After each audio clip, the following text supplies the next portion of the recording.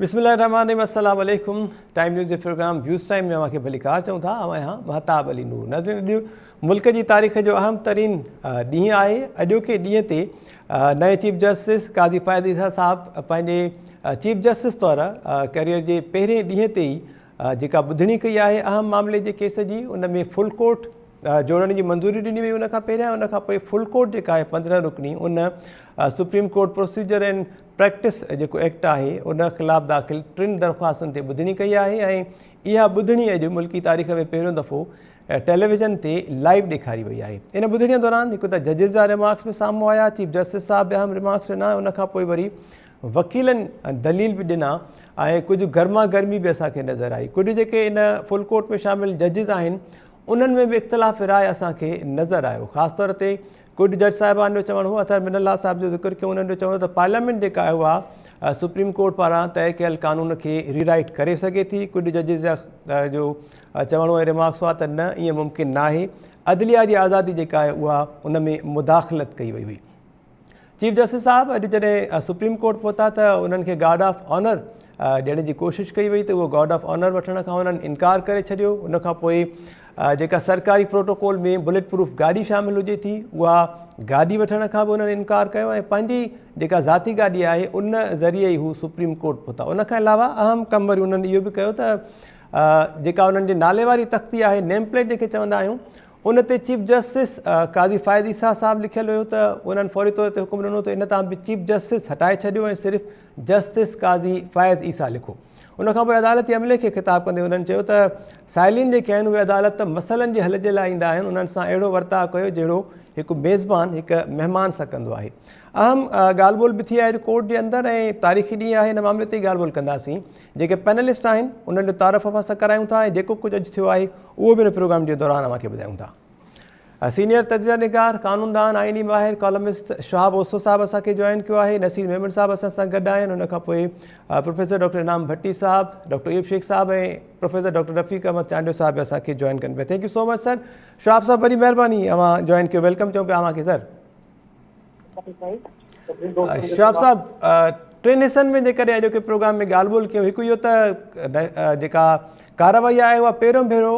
Live ॾेखारी वई आहे। मुल्क जी तारीख़ में इहो अहम ॾींहुं आहे। उनखां पोइ चीफ जस्टिस साहब जेके प्रोटोकॉल्स वापसि करे छॾिया, गार्ड ऑफ ऑनर बि न वरितो। ॿिए मरहले में इन ते ॻाल्हाईंदासीं। टियों वरी वफ़ाक़ी सरकार पारां दरख़्वास्त जमा कराई वई, सदा कई वई आहे त प्रोसीजर एंड प्रैक्टिस एक्ट ख़िलाफ़ जेके दरख़्वास्तूं आहिनि उहे समूरियूं रद्द कयूं वञनि, इन ते बि ॻाल्हाईंदासीं। अॼोको ॾींहुं अव्हां कीअं ॾिठो सर? लाइव ॾेखारी वई आहे अदालती तारीख़ में का कार्रवाई कंहिं अहम केस जी सर? काज़ी साहब जेको गैर मामूली माण्हू आहे, बहादुर जज आहे ऐं मूं हुनखे इत्फ़ाक़ सां काफ़ी वेझो ॾिठो आहे। छॾां जॾहिं मां ॿाहिरि पढ़णु पियो उनखां पहिरियों पढ़नि वटि काज़ी साहब कई हुई, तो मूं सां काफ़ी हिन वक़्तु थियो ऐं बहादुर मूं ॾाढो क्लोज़ली काज़ी साहब खे ॾिठो आहे। ॾाढी बहादुर माण्हू आहे। तव्हांखे मां ॿुधायां त जेको 2 महीने वारो वाक़ियो थियो हुयो, दहशतगर्द क़त्लेआम कयो हुयो, उन में तमामु घटि लॉयर वकील हुया जिन उन केस में वॉलंटरीली पंहिंजूं ख़िदमतूं ऑफर कयूं। ऐं उहो ज़मानो हुयो जॾहिं तव्हांखे यादि आहे त दहशतगर्द आम जा माण्हुनि खे रोडनि ते मारींदा हुया ऐं ऑफिस में घिरी मारींदा हुया। उन ज़माने में हे माण्हू जेको आहे सो हुननि जे ख़िलाफ़ु अकेलो हाई कोर्ट में केस वठंदो हुयो ऐं हिननि खे हेठि खणणु विझंदो हुयो। तो मां ॾिठो आहे हिकु मां बहादुर माण्हू आहे, पर बहादुर माण्हू वरी कॾहिं कॾहिं जज़्बाती बि हूंदो आहे ऐं हुन में वरी इहे मसइला बि आहिनि त तबियतनि काफ़ी जेको आहे सो गरम मज़ाज आहे ऐं रिएक्शन तमामु घणो ॾेखारींदो आहे। सो मूंखे इहो बि हिकिड़ो अछो आहे जेके जजनि जे इंटरपर्सनल रिलेशन्स हूंदा आहिनि उहे ॾाढा इम्पॉर्टेंट हूंदा आहिनि। मूंखे हिनजी क़बिलियत ते नियत ते बिल्कुलु शक कोन्हे, पर मूंखे हिकु ज़रूरु ख़दशो आहे त हे जेके जज आहिनि, छाकाणि त हिन तक़रीबन अध खां वधीक जज सीट आहिनि उहे सूबे जा चीफ जस्टिस, जंहिंमें पंहिंजो मंसूर अली शाह साहब आहे, ऐं मुनीब अख्तर आहे, आफरीदी साहब आहे, जी ऐं वो खातून जेका आहे, वो अहिड़े कोर्ट में जिते सीनियर मोस्ट जज हुजनि तमामु ज़रूरी आहे। ऐं ॿियो हिकिड़ो माज़ी बि आहे जंहिंमें इख़्तिलाफ़ रहिया आहिनि हुननि जा पाण में, उहे जज बि मौजूदु थियनि।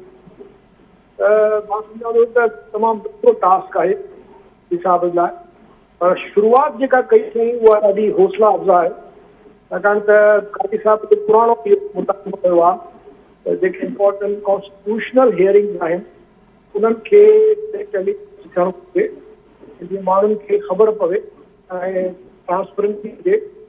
जॾहिं हिन जे मथां पंहिंजो शहाब साहब अवांजो आवाज़ काफ़ी कटिजी पियो अचे, कोशिशि कयूं पिया त ॿीहर अवां सां राब्तो कयूं, काइंडली अटेंड कजो ॿीहर फ़ोन, त उन में का बहितरी थी वेंदी।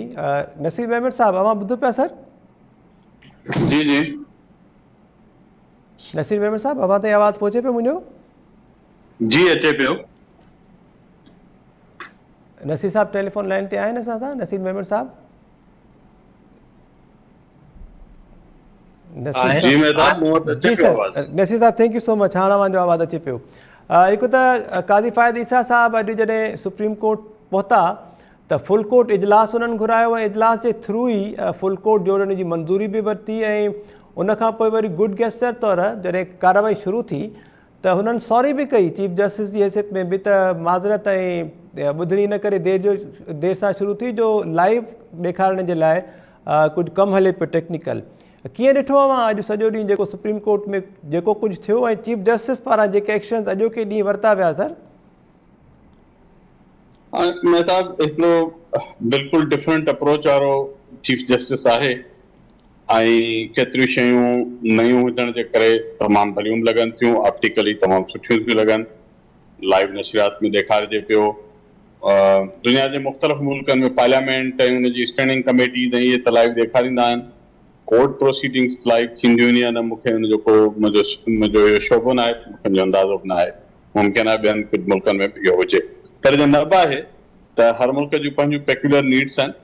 बुनियादी तौर ते जेका सभ खां वॾो चैलेंज काज़ी चीफ जस्टिस साहिब लाइ आहे, या कंहिं बि चीफ जस्टिस लाइ हाणे हूंदो, उहो आहे त जेको मजमूई तौर ते 75 सालनि में पाकिस्तान में अदालती निज़ाम जे बारे में जेको पब्लिक परसेप्शन आहे ऐं जेको हुनजो इमेज आहे उहो एॾो त ख़राबु थियल आहे, ऐं लगातार हिक ॿिए पुठियां जेके जज साहिबान आया आहिनि त हिन इदारे जी साख खे जंहिं तरह लताड़ियो आहे पंहिंजे फ़ैसिलनि जे थ्रू, पंहिंजे कमेंट्स जे थ्रू, पंहिंजे स्टाइल जे थ्रू, उहा हिकिड़ी डिघी कतार आहे। तव्हां जस्टिस मुनीर खां शुरू थियो, ऐं जेको ही आख़िरी असांजो हितां हिकु ॾींहुं अॻु जज साहिबु रवानो थी वियो, इन्हनि सभिनी में तव्हां लिस्ट ठाहियो त कंहिं हिकु जज खे छॾे बाक़ी जेके असांजे जज साहिब आहिनि उन इंसाफ़ जे समूरे निज़ाम खे हिकु इंतिहाई, जेकर मां ॾुखियनि लफ़्ज़नि में चवां त हिन मुल्क में मश्करी में तब्दील करे छॾियो आहे। सो मच सो कि हाणे माण्हू अदालत ते कंहिं बि आम शहरी खां वञी पुछो घिटीअ में बीहारे 10 माण्हुनि खां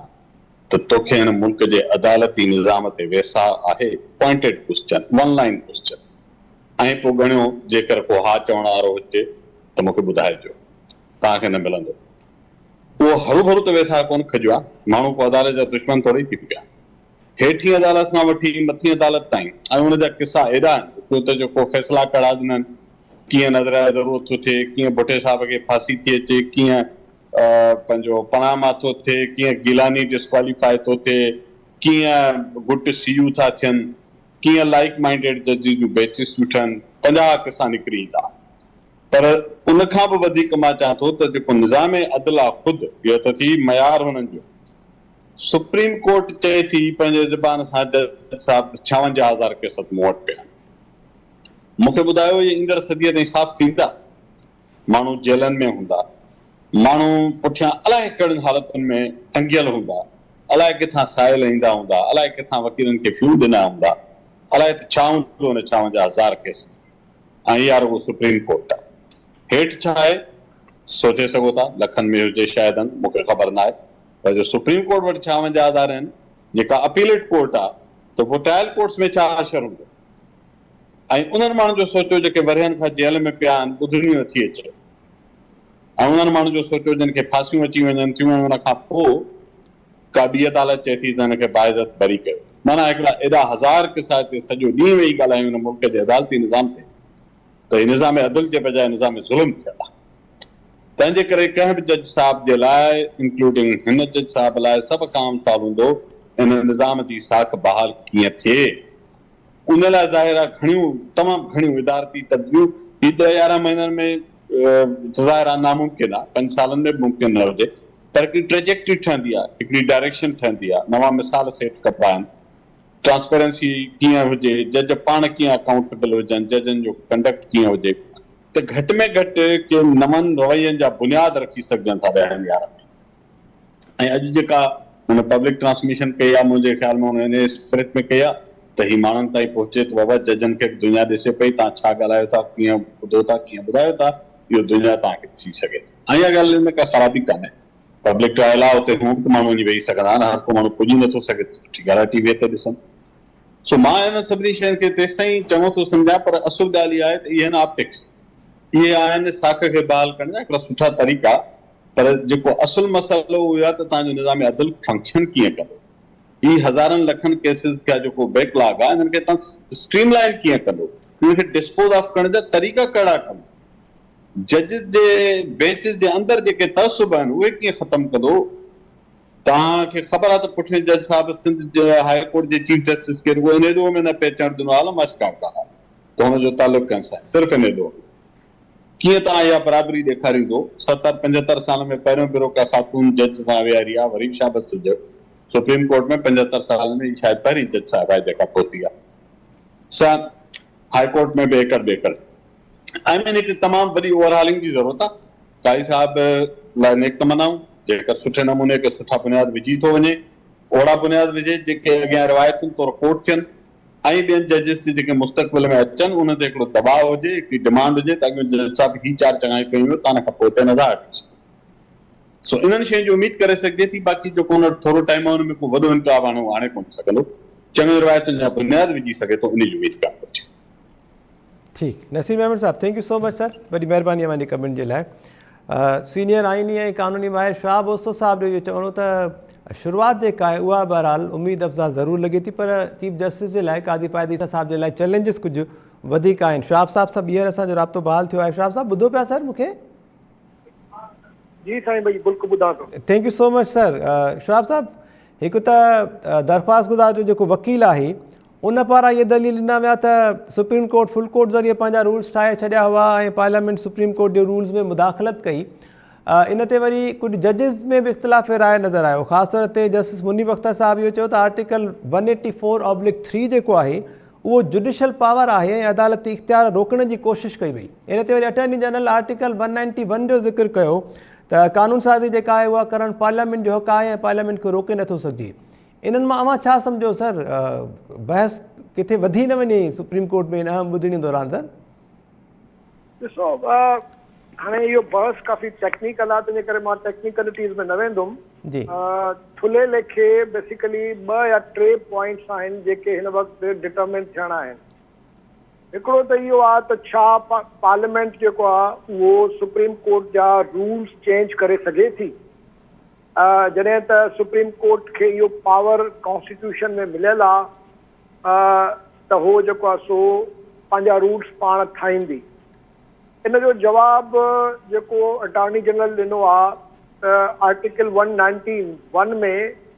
इहो चयलु आहे त सुप्रीम कोर्ट रूल्स ठाहींदी पर उहे रूल्स जेके हूंदा उहे आइन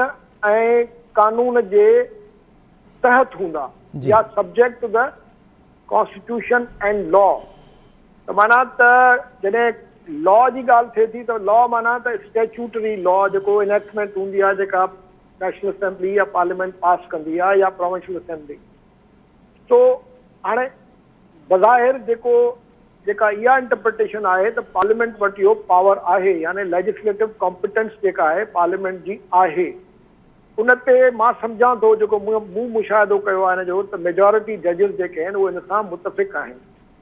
पर इन में ॿ टे टेक्निकल सवाल था पैदा थियनि त छा 184(3) में, छो त 184(3) में रिव्यू जो पावर त आहे,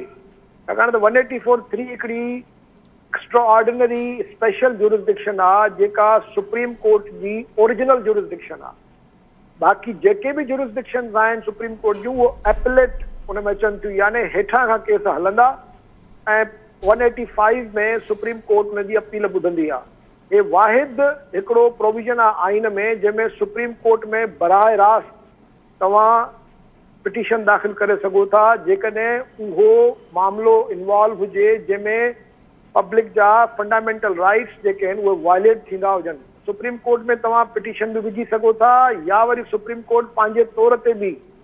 सो मोटो बि जेको आहे सो अहिड़ो को मामिलो खणी सघे थी। तंहिंजे करे इन में अपील जो हक़ न आहे ॾिनल। रिव्यू तव्हां करे सघो था पर रिव्यू ॾाढो लिमिटेड हूंदो आहे। रिव्यू में त सिर्फ़ु जेके अहिड़ियूं मिस्टेक्स हूंदियूं आहिनि जेके फ्लोटिंग ऑन द सरफेस हूंदियूं आहिनि, ॾाढियूं उहे ग्रामेटिकल या अहिड़े क़िस्म जूं, उन में को फंडामेंटल जेके क्वेश्चन्स आहिनि उहे ॿीहर रीहियरिंग न थींदी आहे जेका अपील में थींदी आहे। तंहिंजे करे हे जेको प्रोसीजर एंड प्रैक्टिस एक्ट जेको आहे हिन में हिननि अपील जो राइट ॾिनो आहे हुन में 184(3) जे फ़ैसिले जे हवाले सां, ऐं उहो ॾिनो आहे 1947 खां वठी जेके बि फ़ैसिला थिया आहिनि तव्हां उन्हनि सभिनी में 184(3) त ख़ैर हाणे 73 जे कॉन्स्टिट्यूशन में आयो आहे, पर उन खां पहिरियों बि जेकॾहिं कहिड़े क़िस्म जा फ़ैसिला थिया आहिनि त हुननि चयो आहे त तव्हां उहो खणी सघो था। पर हाणे सवाल इहो थो पैदा थिए त छा आइन में हिकिड़ो अहिड़ो प्रोविज़न तव्हां इंट्रोड्यूस करे सघो था जेको सिर्फ़ु आइनी जेका कॉन्स्टिट्यूशनल अमेंडमेंट ज़रिए ई तव्हां जेको आहे सो करे सघो था, या तव्हां हिकिड़े एक्ट जे तहत बि आइन में हिकिड़ो नओं प्रोविज़न ऐड करे सघो था। तो हाणे इन ते हिकिड़ो बहस आहे, पर मां सम्झां थो जेको जनरल हिकिड़ो रुझान नज़र अचे थो उहो इहो ई आहे त इहो लॉ जेको आहे सो शायदि अॼु राति ताईं या सुभाणे घणो करे त शायदि 2 या 3 ॾींहं मुंहिंजे ख़्याल में अॼु हियरिंग कंप्लीट कंदा, छाकाणि त पूरी कोर्ट मोतल थियल आहे सुप्रीम कोर्ट। बिल्कुलु सर। इन ते मुंहिंजो ख़्यालु इहो ई आहे त इहो लॉ जेको आहे सो अपहोल्ड थी वेंदो ऐं उन खां पोइ थी सघे थो इख़्तिलाफ़ी नोट अचनि, एजाज़ुल हसन साहब लिखे या मुनीब साहब लिखे या 2-3 ॿिया जज बि लिखी सघनि था, कंहिं हिकिड़े पॉइंट ते बि इख़्तिलाफ़ी नोट अची सघनि था। मसलन मोहम्मद अली मदर साहब चयो त इहो तव्हां बैकडेट खां न खणो। तो हाणे बुनियादी ॻाल्हि जेका सुठी ॻाल्हि थी आहे जेका मुंहिंजे लाइ घटि में घटि एज़ अ वकील त असांजी सुप्रीम कोर्ट में हाणे जेके आवाज़ था अचनि उहे ॾाढा मोतबर आवाज़ था अचनि जेके pro constitution, pro democracy, pro rule of law, fundamental rights ऐं कॉन्स्टिट्यूशनल डिस्पेंसेशन जे दिफ़ा जा आवाज़ था अचनि। हे जेका नई जनरेशन आई आहे जंहिंमें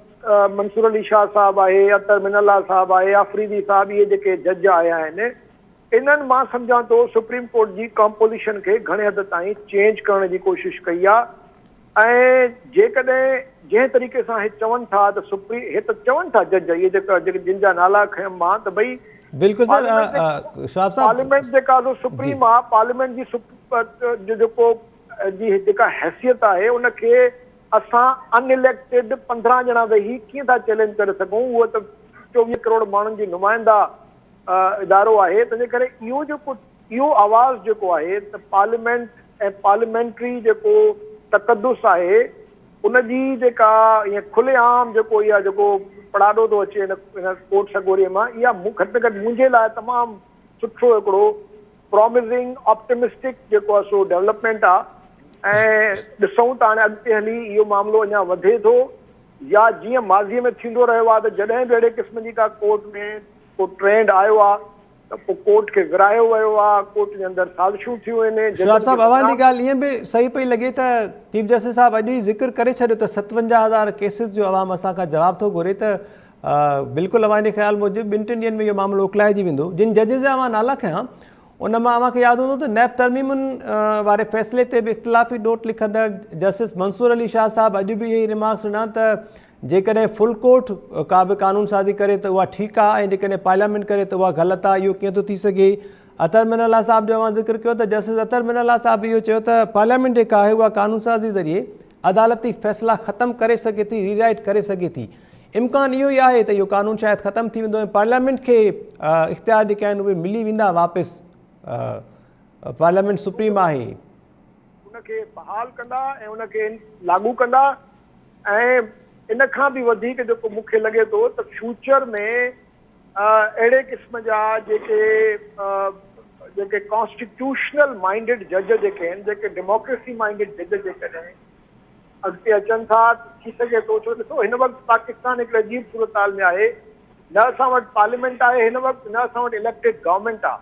सॼो बार जेको आहे जीअं न आख़िरी 11 नंबर खिलाड़ी वेंदो आहे, पोइ उहो कॾहिं कॾहिं मैच खटी ईंदो आहे। मां सम्झां थो त हिन वक़्तु सिर्फ़ु असां वटि सुप्रीम कोर्ट ई बची आहे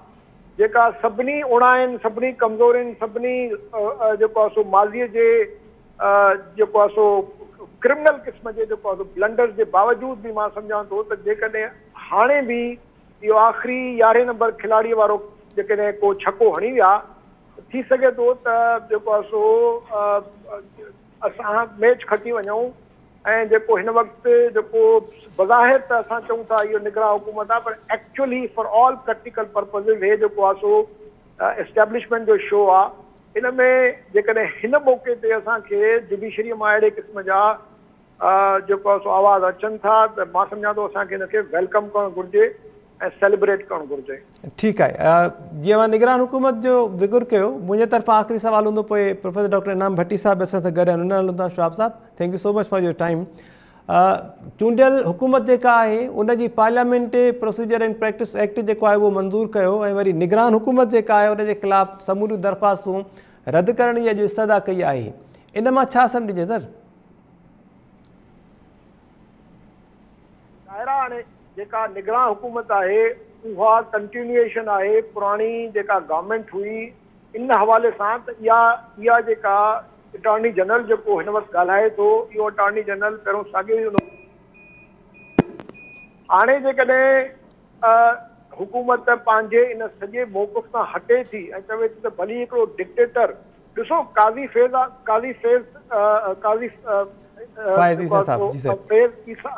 ईसा खे कॾहिं बि हीअ हुकूमत या हिन जे पुठियां जेके वेठा आहिनि उहे डिक्टेटर थियणु न ॾींदा। उहो त चाहींदा त इहो जेको लॉ पास थियो आहे जंहिंमें इहे पावर जेको आहे सो काली साहब खां डिस्पर्स थी हाणे 3 जजनि जे विच में, 2 ॿिया जज सीनियर जज बि हिन में शेयर कंदा। जॾहिं 3 में वेंदो त काली साहब जी जेका पंहिंजी जेका डिस्क्रेशन आहे उहा कमज़ोर थींदी। तंहिं करे हीअ हुकूमत इहा ऐं इस्टेब्लिशमेंट बि चाहींदी त इहो लॉ जेको आहे सो हाणे पास थिए।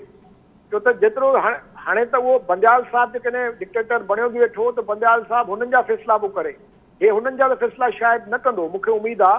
त पोइ हिनखे उहो पावरफुल कॾहिं बि न थियणु ॾींदा। तंहिंजे करे उहो चाहींदा त इहो कानून पास थिए,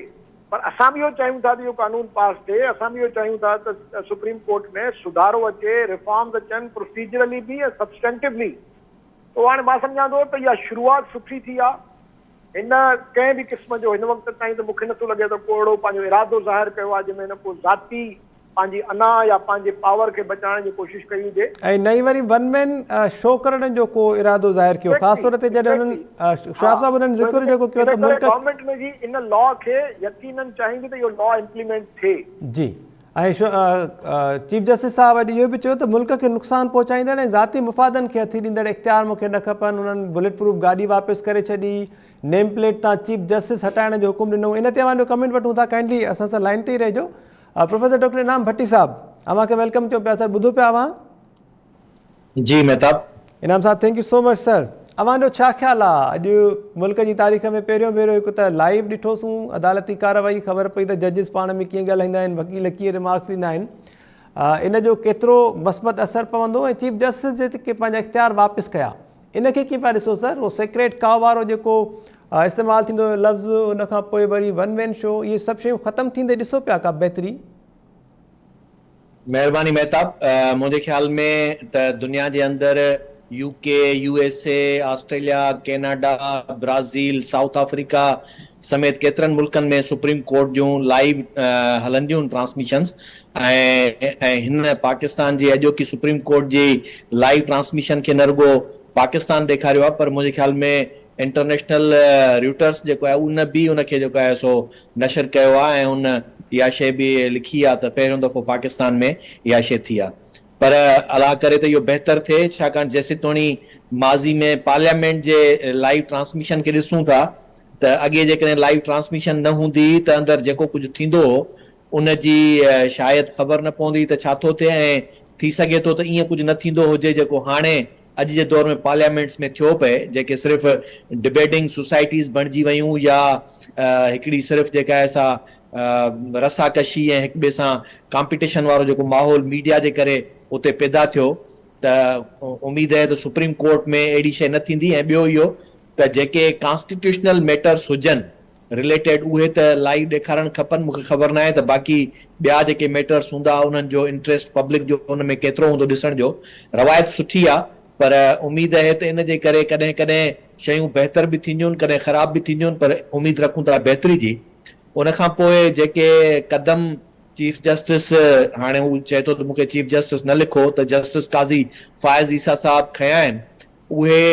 एज़ अ पर्सन जेकॾहिं हू सिर्फ़ु पंहिंजे लाइ करे थो वञे त वरी ईंदड़ को ॿियो जज हूंदो त उहे शयूं ॿियूं करे छॾींदो। तंहिंजे करे जेकॾहिं बाय रूल्स एंड प्रोसीजर्स जेकॾहिं इहे शयूं कजनि त वधीक बहितर आहे त को बि जज ईंदड़ वक़्त में प्रोटोकॉल न वठे, गार्ड ऑफ ऑनर न वठे, ऐं जेके एक्स्ट्रा उनखे मिलियल मुरादूं आहिनि इहे न वठे, त पोइ सम्झंदासूं त वाकई पाकिस्तान जे अंदरि सुप्रीम कोर्ट जेका आहे सा उहो हिकिड़ो अहिड़ो इदारो थियण ॾांहुं वञे पई जंहिंजो कंसर्न मेजर जेको हूंदो उहो हूंदो हिकिड़ो त आइन जी तशरीह करणु, आइन खे प्रोटेक्ट करणु, ऐं उन खां पोइ पब्लिक इंट्रस्ट खे जेको आहे सो सेफ गार्ड करणु। हाणे चऊं था ॿी सूरत हाल ते त सभ खां वॾो जेको इम्तिहान हूंदो उहो इहो हूंदो त पाकिस्तान हिकिड़ो वफ़ाक़ आहे ऐं फेडरेशन जी हैसियत में सुप्रीम कोर्ट जेका आहे सा हिकिड़ी फेडरल कोर्ट आहे, ऐं उन फेडरल कोर्ट में हींअर जेॾीमहिल कैमरा 15 जजिस ते वेही पए त कंहिं इहो सुवाल उन वक़्त में उथारियो सोशल मीडिया ते त छा इन्हनि मां कोई सिंधी ॻाल्हाईंदड़ बि आहे, त उन जे लाइ मुंहिंजे ख़्याल में हू काज़ी फ़ाइज़ ईसा साहब बि पाण सोचींदो त इन शइ खे कीअं यकीनी बणाइजे त इहा फेडरल कोर्ट पूरे वफ़ाक़ खे नुमाइंदगी ॾियण जे लाइ ज़मानत ॾिए ऐं उनजी उहा लुक जेका आहे उहा बीहे। उन सां गॾु गॾु हाणे अचूं था इन ते त जेके तरमीमूं थियूं, बहस जेको आहे उहो सॼो इन ते आहे त आया इहो अख़्तियार पार्लियामेंट जो आहे त उहो सुप्रीम कोर्ट जे प्रैक्टिस एंड प्रोसीजर्स जे लाइ रूल्स ठाहे ऐं एक्ट ठाहे, या इहो अख़्तियार जेको आहे सो ख़ुदि हुनजे पंहिंजे सुप्रीम कोर्ट जो आहे। त मूंखे ख़बर न आहे, मुंहिंजे ख़्याल में शवाब साहब वधीक बहितर ॿुधाए सघे थो। मुंहिंजे ख़्याल मुताबिक़ त ठाहिण जो अख़्तियार या ठाहिण जे लाइ पार्लियामेंट खे गुज़ारिश करण जो अख़्तियार उहो सुप्रीम कोर्ट वटि आहे। डायरेक्ट जेके असां मुंहिंजे ख़्याल में पार्लियामेंट खे इहो अख़्तियार कोन्हे त सुप्रीम कोर्ट जे कंहिं बि रूल्स प्रोसीजर्स में का शइ जेका आहे करे। ऐं ॿियो जेको बुनियादी सुवाल हूंदो आहे उहो इहो हूंदो आहे त अॼु बि जेके शयूं लाइव हलियूं पियूं उन में इहो हुयो त इन पिटीशन खे मेंटेनेबल करण जे लाइ इन ते ॿुधणी जेका आहे कंटिन्यू करण जे लाइ पहिरीं उनखे इहो ॾिसजे त जेको दरख़्वास्त गुज़ार आहे उनजो उन में कहिड़ो इंट्रस्ट आहे। त जेसीं उनजो ऐं पब्लिक जो को इंट्रस्ट न आहे त उहा दरख़्वास्त ॿुधिजे ई छो। त मुंहिंजे ख़्याल में आख़िर ताईं इहो अञा ताईं तय कोन थियो ऐं अञा बहस हलियो ई पए जेसीं तोणी आऊं लाइव उहा ॾिसंदो रहियुसि नशरियात। हाणे अॻिते ॾिसजे छा थो थिए, पर सुवाल इन खां वधीक अहम महताब इहो आहे त सुप्रीम कोर्ट कंहिंजी सुप्रीमेसी खे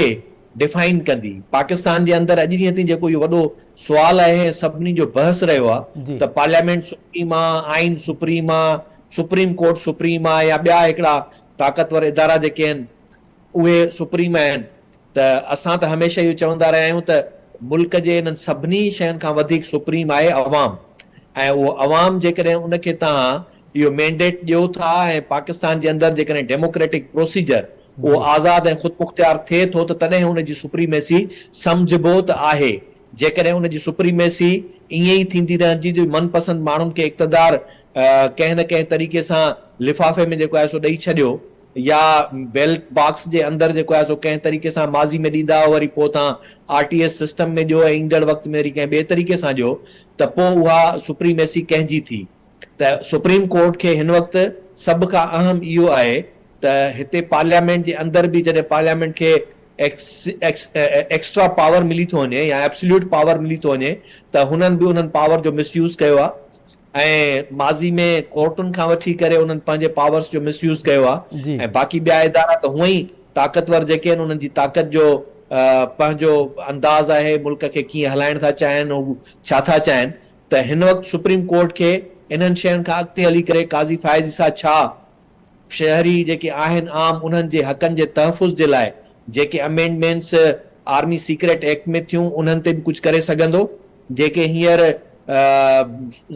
माण्हू अञा ताईं जेके ग़ाइब थियल आहिनि, गुम थियल आहिनि, उन्हनि जे लाइ कुझु करे सघंदो। ऐं जेके बि अहिड़ा मामला जेके मुल्क जे अंदरि जेको पाकिस्तान जो आइन असांखे इहो हक़ थो ॾिए त उन में एक्सप्रेशन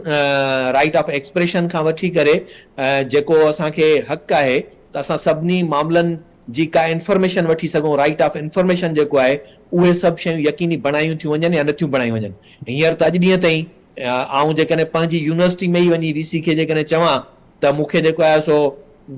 कापी जेका आहे कंहिं शइ जी खपे त हू पहिरियों ई हुन ते एतिराज़ इहो कंदा त इहो असांजो सीक्रेट डॉक्यूमेंट आहे। जॾहिं अञा ताईं अॼु असां वटि तइ न थियो आहे त सीक्रेट डॉक्यूमेंट्स कहिड़ा हूंदा आहिनि, पब्लिक डॉक्यूमेंट्स कहिड़ा हूंदा आहिनि। जेकॾहिं हर लेटर सीक्रेट आहे त पोइ उन लेटर जो पब्लिक थियण जो या कंहिं बि इदारे जे अंदरि सर्कुलेट थियण जो मक़सदु कहिड़ो आहे, ज़रूरत कहिड़ी आहे। त सीक्रेट सिर्फ़ु उहे शयूं थियनि थियूं जेके मुल्क जे ऐं क़ौम जे मुफ़ादनि वटां ऐं ॿाहिरियनि मुल्क जे ख़तरनि वटां जेको आहे सो को हुजनि त उन्हनि खे त चई सघिजे थो त उहे सीक्रेट आहिनि। बाक़ी त हर शइ पब्लिक हुजणु खपे। हिते त असां वटि जेका उम्मीद ज़ाहिर कई जी जी शहाब साहब भी उही चयो त उम्मीद सां आहे शुरूआत जेका आहे उहा कुझु बहितर लॻे पई। अव्हांखे यादि हूंदो त पोइ जेका इत्तेहादी हुकूमत हुई उन खां वरी अञा पहिरियां PTI जॾहिं पहिरियों गवर्नमेंट में आई त उन वक़्तु ऐलान कया विया त गवर्नर हाउसिस जेके बि आहिनि चइनी सूबनि जा उन्हनि जूं भितियूं किरायूं वेंदियूं, आवाम जे लाइ खोलिया वेंदा, उन्हनि खे यूनिवर्सिटीज़ जो दर्जो ॾिनो वेंदो। पोइ वरी बयान अचणु इहे शुरू थी विया इदारनि जे तरफ़ां त छाकाणि त इहे रियासत जा मॉन्यूमेंट्स आहिनि, उन्हनि जी निशानदेही कनि था, तंहिंजे करे इन्हनि गवर्नर हाउसिस खे कंहिं यूनिवर्सिटी में तब्दील नथो करे सघिजे। हाणे चीफ जस्टिस साहब ही अॼु जेके इहे खणी चइजे त एक्शन्स ॾिना आहिनि असां ॾिठा, हिकु त गार्ड ऑफ ऑनर उन्हनि वठण खां इनकार कयो, इन ते बि अॻिते हली करे अहिड़ी क़िस्म जी का शइ साम्हूं अची सघे थी छाकाणि त पावर शो या कंहिं शख़्सियत जो पावरफुल हुजण जे लाइ अहिड़े क़िस्म जूं शयूं ज़रूरी आहिनि। IG सिंध पुलिस हुजे, DG रेंजर्स हुजे, आर्मी चीफ साहब हुजनि, उन्हनि जे लाइ गार्ड ऑफ ऑनर जेको आहे उहो इंतिहाई ज़रूरी हूंदो आहे। पोइ त मामिलो वरी चीफ जस्टिस खां अञा अॻिते निकिरी वेंदो सर। बिल्कुलु महताब न रुगो हिन खां अॻिते निकिरंदो, पर बुनियादी सुवाल इहो आहे त तव्हां इहे शयूं जेकॾहिं न बि वठो, भले तव्हां पंहिंजी उहा शइ जेका आहे सम्झो त हिकिड़ो तव्हां आम माण्हू वांगुरु ज़िंदगी गुज़ारणु चाहियो था, भली गुज़ारियो, इन सां को बि एतिराज़ न आहे। पर तव्हांजो पावर शो थियणु खपे उन्हनि ऑर्डर्स में जिन ऑर्डर्स खे अॼु ॾींहं ताईं के इदारा क़बूल ई नथा कनि था। मिसाल तौरु तव्हां कंहिं माण्हू खे चओ था त हिनखे पेश कयो, उहो सुभाणे ताईं कोर्ट में पेश नथो थिए त पोइ सुप्रीम कोर्ट जी सुप्रीमेसी किथे आहे? जेकॾहिं तव्हां कंहिंखे चओ था कंहिं सरबराह खे त उहो अची करे कोर्ट जे अंदरि पेश थिए ऐं उहो पंहिंजो मुंशी ॾियारे थो मोकिले त उन वक़्तु सुप्रीम कोर्ट जी सुप्रीमेसी किथे आहे? ऐं तव्हां जॾहिं ऑर्डर कयो था त 90 ॾींहंनि जे अंदरि मुल्क में चूंडूं थियणु खपनि ऐं उहे चूंडूं नथियूं थियनि त उन वक़्तु मुल्क जी सुप्रीम कोर्ट जी सुप्रीमेसी किथे आहे? त सुप्रीमेसी गार्ड ऑफ ऑनर खां, प्रोटोकॉल खां ऐं इन्हनि गाॾियुनि खां वधीक इन ऑर्डर्स जी हूंदी आहे। उन्हनि ऑर्डर्स जी जेकॾहिं तव्हां सुप्रीमेसी बहाल कराए था वञो ऐं उहा सुप्रीम थिए थी त तॾहिं पोइ सम्झंदासूं त मुल्क जे अंदरि इहे शयूं बहितर रिवायतूं पयल आहिनि। असां वटि त जेकॾहिं को बाइक ते या रिक्शा ते वेंदो ऐं भले खणी मक़बूलियत उनजे इलाइक़े में केतिरी बि हुजे पर उहो वोट वठणु वेंदो त वोटर्स विदाउट प्रोटोकॉल जे, गार्ड्स जे ऐं वीगो गाॾियुनि जे उन चङे भले माण्हू खे वोट बि न कंदा आहिनि। असां वटि इहो पावर शो जी रिवायत बणियल आहे न, इहा ख़तमु करण में बि कुझु घणा चैलेंज। मक़सदु इहो थियो त जेकॾहिं चीफ साहब गार्ड ऑफ ऑनर न वठंदो ऐं इन प्रोटोकॉल न वठंदो त सुभाणे हुनखे को बि खंगंदो बि कोन। त हिन जो मक़सदु इहो थियो त हुनखे ज़रूरी शयूं वठणु खपनि। त महताब तव्हांजी इहा ॻाल्हि बिल्कुलु दुरुस्त आहे त असांजे मुल्क जे अंदरि रवायत ईअं आहे, सोच ईअं आहे। ऐं उन में त तव्हां ॾिसंदो चौधरी इफ्तिखार साहब त घुरी प्रोटोकॉल वरितो हो न, हुन चयो त आऊं मुल्क जे तमामु वॾे हिकिड़े इदारे जो सरबराह आहियां ऐं उहो ॿियनि सभिनी खां सुप्रीम आहे, तंहिंजे करे मूंखे प्रोटोकॉल प्रेसिडेंट खां बि वधीक मिलणु खपे ऐं मुरादूं ऐं सभु शयूं हुन खां, ऐं हुन उहे वरितियूं। त मुंहिंजे ख़्याल में इहा शइ हिकिड़ी फर्द जी का ख्वाहिश जेॾी महिल इदारे जो सिंबल बणिजी वञे थी तॾहिं ई इदारा ख़राब थियनि था। ऐं सम्झां थो इदारनि खे ख़राब थियण जो ही सभिनी जो, भले तव्हांजो SDM DC खां वठी करे मुल्क जे कंहिं बि सरकारी अमलदार ताईं, उहो जॾहिं पाण खे अवाम जो मुलाज़िम सम्झंदो जेका असां टैक्स पेयर आहियूं, असांजो हू जॾहिं ख़ादिम थी करे पंहिंजे उन कुर्सी ते पंहिंजे मनसब सां इंसाफ़ कंदो, तॾहिं हू सही तरीक़े सां मुल्क जे इन्हनि सभिनी ख़राब थियल जेके सिरिश्ता आहिनि उनखे बहितर करे सघंदो। जेकॾहिं इहे शयूं हू नथो सम्झे त बिल्कुलु न करे सघंदो। त इन हिसाब सां आउं सम्झां थो उनजो इहो दुरुस्त अमल आहे, पर रुॻो न पाण ताईं इहो महदूद रखे, पर इनखे उहो हेठि ताईं लाहिणु खपे त सॼे मुल्क जे कंहिं बि DC, SDM, कमिश्नर, SP खे बि इन ई क़िस्म जी उहा पब्लिक जेका आहे सा प्रेज़ेंस हुजणु खपे ऐं उनजी हैसियत ऐं शुनाख़्त जेका आहे सो अवाम जे मुलाज़िम वारी हुजणु खपे। ही अवाम जे मुलाज़िम थियण जे बजाय आकाती जेको वेहनि था उन जे ई करे सभु ख़राबियूं पैदा थियनि थियूं। जी मेहताब। इनाम साहब, अॼु जॾहिं हू अदालत पहुता त न रुॻो अदालती अमले खे पॉज़िटिव वाइब्स ॾिना, इहो चई करे त साइलिन जेके हिते अचनि था उहे परेशानियुनि जे हल जे लाइ ईंदा आहिनि, उन्हनि सां अहिड़ो वर्ताव कयो जहिड़ो को मेज़बान महिमान सां कंदो आहे। उनखां पोइ उन्हनि 57,000 जे लॻभॻि केसिस जो बि ज़िक्र कयो त अवाम उन्हनि केसिस जो असांखां हिसाबु पुछंदो। सम्झो पिया त सिंपथी बि गेन कनि पिया ऐं पब्लिक हिकिड़ो इहे खणी चइजे त क्रिएट करण जी कोशिशि कनि पिया चीफ जस्टिस जी हैसियत में बि, ऐं का बहितरी ईंदी हाणे आम साइलिन जे लाइ बि, न रुॻो सुप्रीम कोर्ट में पर नंढनि कोर्ट्स में बि। सर उम्मीद त कजे थी त थियणु खपे, ऐं मूंखे आउं सदाईं महताब इहो चवंदो आहियां त मुल्क जे अंदरि जेकॾहिं करप्शन जो ख़ात्मो करणो आहे त पहिरीं सॼे पाकिस्तान जे अंदरि जेके नंढियूं कोर्टूं आहिनि उन्हनि जे अंदरि जेकॾहिं मामलात सिधा थी वञनि त मुंहिंजे ख़्याल में सभई शयूं बहितर थी सघनि थियूं। जंहिं कोर्ट जे रीडर जे हथ मां कंहिं बि साइल खे हिकिड़ो पनो जंहिं ते 2 रुपयनि जी सरकारी टिकली लॻल हूंदी आहे उहो 2,000 खां घटि ते न मिले, ऐं उन ई कोर्ट जे ॿाहिरों 50 रुपए जो स्टाम्प पेपर जेको आहे उहो 500 रुपए ते विकामजे, त पोइ कोर्ट मां कंहिं बि इंसाफ़ जी उम्मीद जी तक़ाज़ा कहिड़ी रखी सघबी। त पहिरीं त हू पंहिंजे नक जे हेठां वेठल जेको करप्शन थिए थो उनखे जेकॾहिं रोके सघनि था त तॾहिं मुल्क में बहितरी अची सघंदी, ऐं उहो ई जज जेॾी महिल उन पंहिंजे कोर्ट जे अंदरि इन्हनि शयुनि खे कंट्रोल करे सघंदो त तॾहिं उनखे इहो अख़्तियार बि हूंदो त उहो ह्यूमन राइट्स कमीशन जो सेशन जज जेको हूंदो आहे चेयरमैन, त उहो पंहिंजे इलाइक़े में उन्हनि थाणनि खे उन्हनि सभिनी ॿियनि मामलनि खे बि सिधो करे सघे थो। जिते अघु पार सही नथो थिए, जिते सफ़ाई नथी थिए, जिते थाणे ते का ज़्यादती थिए थी, उनखे बि जज चाहे तरीक़े सां कंट्रोल करे सघंदो। जी मैं ठीकु आहे। इनाम भट्टी साहब, thank you so much sir. ईंदड़ प्रोग्राम में वरी ॻाल्हि ॿोल कंदासीं हिन ते, वॾी महिरबानी आहे मुंहिंजी। नाज़रीन, चीफ जस्टिस पारां अॼु जेको प्रोटोकॉल वठण खां इनकार कयो वियो, बुलेट प्रूफ गाॾी उन्हनि वापसि करे छॾी, चीफ जस्टिस जी जाइ ते सिर्फ़ु जस्टिस कादी फ़ाइद ईसा साहब लिखण जो हुकुम जारी कयो, उनखां पोइ अवाम जो बि ज़िक्र कयो ऐं उन्हनि चयो त मुल्क खे नुक़सानु पहुचाईंदड़ ऐं ज़ाती मुफ़ादनि खे हथी ॾींदड़ इख़्तियार मूंखे न खपनि। ॿुधण में ऐं ॾिसण में तमामु सुठा लॻा। इन ते आइनी ऐं क़ानूनी माहिरनि जी राय बि अव्हां जे साम्हूं रखी, पैनलिस्ट जी राय अव्हां जे साम्हूं रखी। ईंदड़ प्रोग्राम में वरी इन ते ॻाल्हि ॿोल कंदासीं। इजाज़त ॾींदा, अलाह निगहबान।